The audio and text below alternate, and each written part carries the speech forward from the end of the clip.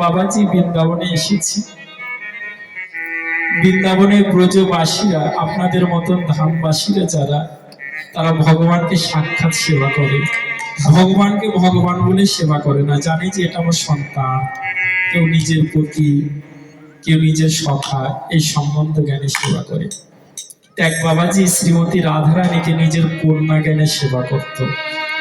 ও ভাবতো না যে ইনি ভগবান, ইনি কৃষ্ণ, এটা ভাবতো না। উনি মনে করতেন রাধারানী আমার মেয়ে। হরিবোল। ওই বাবাজির বাসা হচ্ছে বার্সানাতে।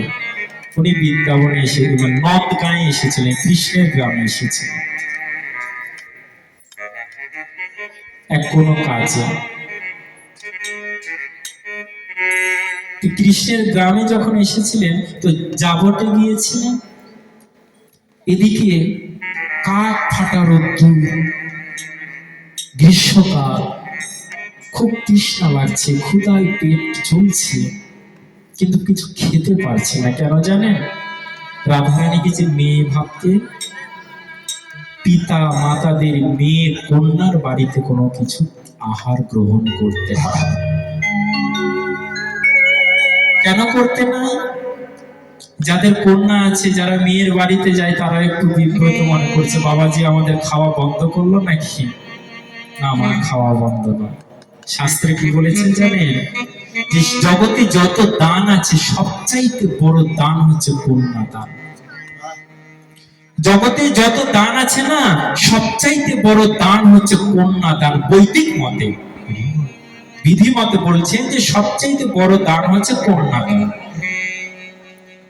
কন্যাকে আপনি এক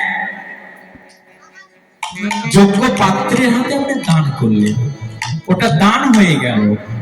তারপরে ওই কন্যার বাড়িতে যদি এক গ্লাস জলও গ্রহণ করে, তাহলে ওই দান আবার ফেরত নেওয়া হয়ে যায়। এই জন্যে কন্যার গৃহে এক গ্লাস জলও আহার করতে না।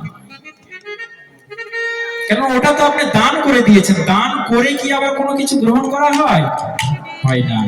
এই জন্যে কন্যার বাড়িতে কোনো আহার করতে নাই।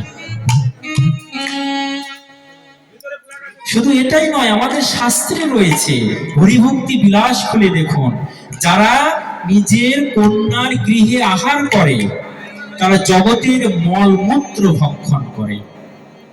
শাস্ত্রে রয়েছে, যারা কন্যার গৃহে আহার করে, তারা জগতের মলমূত্র ভক্ষণ করে।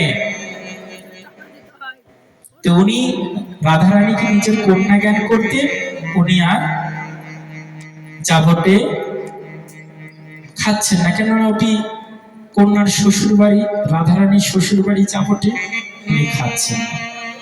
এদিকে প্রাণ যায়।